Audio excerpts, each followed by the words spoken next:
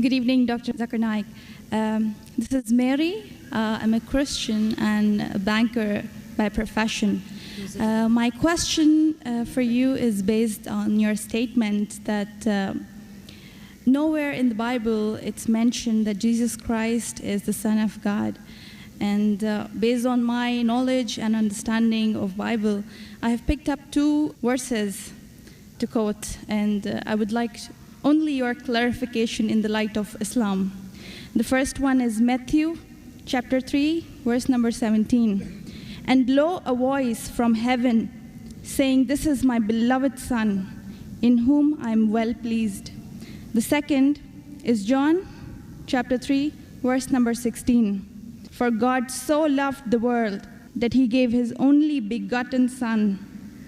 So whosoever shall believe in him shall not die but have everlasting life. That's right. You don't have to tell him this verse is enough. He'll tell you which one it is. He'll tell you the whole line. Sister, just to correct your statement, you made a question saying that I said that nowhere in the Bible it says that Jesus is Son of God. I never said that nowhere in the Bible is it mentioned that Jesus is Son of God. I said there is not a single unequivocal statement in the complete Bible. There is not a single unambiguous statement in the complete Bible where Jesus Christ, peace be upon him, himself says that I am God, or where he says worship me. I never said the Bible does not say Jesus is Son of God. What I said, there is not a single unambiguous statement, not a single unequivocal statement in the complete Bible where Jesus Christ, peace be upon him, himself says that I am God, or where he says worship me. If you point out any such two statements, I'm ready to accept Christianity. If your question assumes that Son of God means Jesus is God, very well I'll reply to your question. Many Christians think that just by the statement Son of God means Jesus is God. Sister, do you know in the Bible, Adam is son of God, Ephraim is son of God, Israel is son of God. God has got sons by the tons in the Bible. That means you haven't read your Bible, sister. So do you mean to say all of them are gods? Is Adam God? Is Ephraim God? Is Israel God? No. Son of God, sister, is a statement used if you read Romans chapter number 8, verse number 14. All those that are led by the Spirit of God, they are sons of God. Means if you follow the commandment of God, if I follow the commandment of God, I am a son of God. In this way, undoubtedly, Jesus Christ, peace be upon him, verily is the most beloved Son of God. Meaning, he is following the commandment of God. I have got no problem at all. If you say Son of God means persons who follow the commandments of God, like it's mentioned in Romans, all those who are led by the Spirit of God, they are sons of God. If I follow the commandment of God, you follow the commandment of God, we are called children of God. Very innocent statement, no problem. So as far as your Matthew is concerned, 3:17 I have clarified. Now coming to your second quotation of Gospel of John chapter 3 verse number 16. But what the Christian missionaries say, no, Brother Zakir, Jesus Christ, peace be upon him, is not a normal son. He is the begotten Son of God. And they quote Gospel of John, chapter number 3, verse number 16. For God so loved the world that he gave his only begotten Son. Whosoever believeth in him shall not die, but have everlasting life. Sister, simple question. What is the meaning of the word begotten? He has given it. No, what is the meaning of begotten? He has given his Son to the people. No, sister. Begotten doesn't mean he's given his son. You know English, I know English. Your English is, mashallah, very good. Begotten doesn't mean he's given his son. If I say you have begotten a son. Sorry to interrupt. Don't give metaphorical meaning. English I'm not a scholar. You're not a scholar, but your English is very good. I'm a layman person. And but sister, your English is very... If I say you have begotten a son, what does it mean? That means you have had sexual relationship with your husband and you begot a son. Begetting is a function of lower animals of sex. How can I attribute this function to Almighty God? Who did God have sex with? Who? That's the reason the scholars of Christianity, if you read the Revised Standard Edition, Revised Standard Version of the Bible, revised by 32 scholars, Christian scholars of the highest eminence, backed by 50 different corporate denominations, they say this word begotten in Gospel of John, chapter number 3, verse number 16, is an interpolation, is a fabrication, is a concoction, and they're thrown out of the Bible. So if you read the Bible, If you read the Revised Standard Version, it is the bestseller in the world.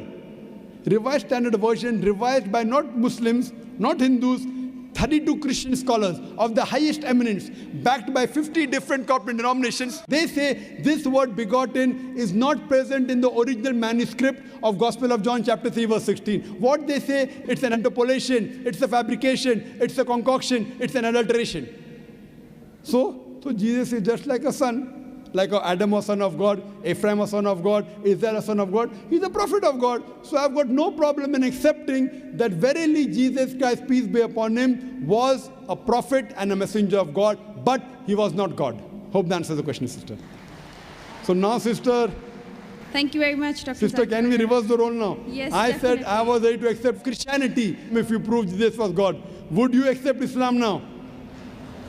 Would you agree that Jesus is the prophet of God? I have still a few more things to clarify. You're most welcome, sister. Why do Muslims refrain from the statement, Son of God? Why? Yes. If I answer the question, will you accept Islam? Fine, it's not a compulsion. I think we have a huge population of Muslims in the world. We Yes. need believers. We do not need only Muslims by name. Yes, so we want Muslim by deed, so we want to become Muslim by deed, not by name. Sister, okay, coming to your question, that why do Muslims refrain from using Son of God as a phrase? Very good question. And that's the reason, sister, if you read the Quran has got 99 attributes to Allah subhanahu wa ta'ala. Ar-Rahman, Ar-Rahim, Al-Hakim, most gracious, most merciful, most wise. But Allah subhanahu wa ta'ala in his last and final revelation, if there's something like Old Testament and New Testament, Quran is the last testament. In his last testament, he has not used the word Ab. In Arabic, Ab means father. Why? He has used the more difficult word Rab. Rab is more difficult to pronounce than Ab, which means the Lord, the cherisher, the sustainer. He has used Rab as attribute but not Ab. Why? Because in the previous revelation which were changed, Bible is the changed form of the Injil. People have misunderstood the meaning of Son of God. They started thinking to be begotten son. For example, if I tell, young son, beta tumne acha sawal pucha. Son, you have asked a very good question.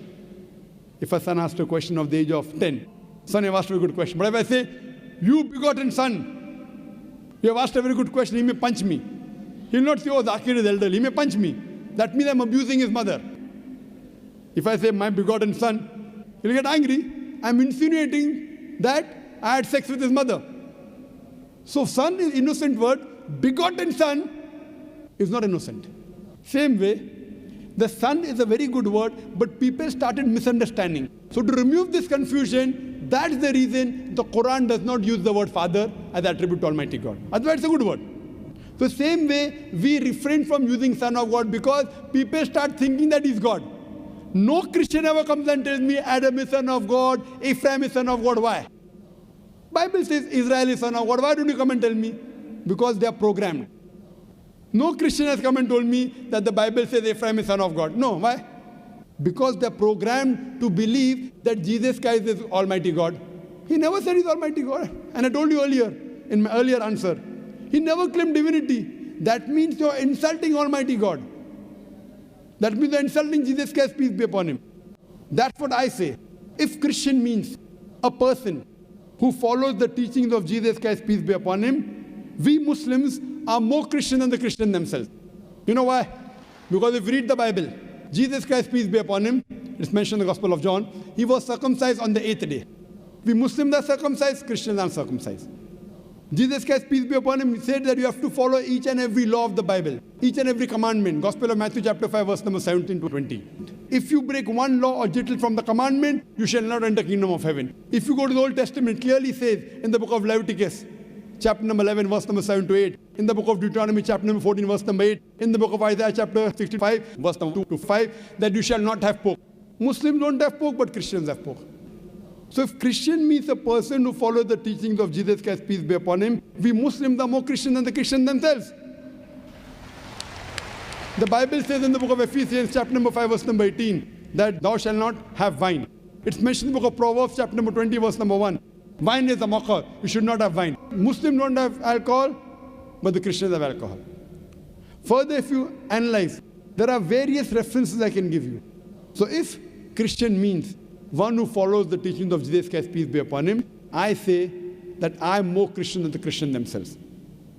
If you become a Muslim, you are a more better practicing Christian than the so-called namesake Christians. Yes, sister. Can I ask something? Sure, yeah. all right. You're most welcome, sister. I would not like to cross-question or criticize your statement. Sister, you're most welcome to cross-question me. You're most welcome to criticize me. I love it. Unless a person doesn't cross-examine. See, suppose I want to prove something. If I say this is the best, I want to check it out whether it's best or not. That's right. Because a logical person, so please, sister, cross-examine me, criticize me, attack me. Once you're convinced, then you accept it. Yes, sister, go ahead. I will definitely not intend to do something like this. The object of questioning more is to know more so that I know what I follow is right. That's all. Thank you very much. Sister can ask any question, no problem. You're most welcome. Whether your intention is very good, but I went to the extent of saying even your intention is bad, no problem. But your intention is very good, sister. So you can ask any questions and you don't have to accept Islam. No one can force you. Quran says, La ikraha fid deen. There's no compulsion in religion. Truth stands out clear from error. So don't think that if I answer a question, you have to accept. On the day of judgment, only give the evidence that I gave you the answer. Yes, sister. Any questions? Thank you very much. Yes, sister. You said that we Muslims are better Christians than the actual Christians. So the complete statement I made, if Christian means a person who follows the teachings of Jesus Christ, peace be upon him, we Muslims are more Christian than the Christian themselves. Yes, sister, your question. But this is not a layman statement. Do not have a specialized knowledge of Islam and as well as Christianity. And you can ask the doctors of divinity whether I'm saying is right or wrong. Yes, sister. Thank you very much, Dr. Naik. So what is the question then? That was my question, that why did you mention that we Muslims are better Christians than the actual Christians? When I said that, why did I say that? I think this is beyond my thinking, that why would a Muslim call himself a Christian? No, correct. Why? Because we love Jesus Christ, peace be upon him. We love him more than you. We love him, we respect him, we revere him, but we don't worship him. The reason I said this because I love Jesus Christ, peace be upon him. I respect him, I revere him, but I don't worship him. Because he never told me to worship him. If he would have told me to worship him, I would have worshipped him. So that's the reason I say, if Christian means a person who follows the teachings of Jesus Christ, peace be upon him, I'm more Christian than the Christian themselves. Because I love Jesus Christ, peace be upon him. I respect him, I revere him, but I don't worship him. So hope that answers the question, sister. Thank you very much.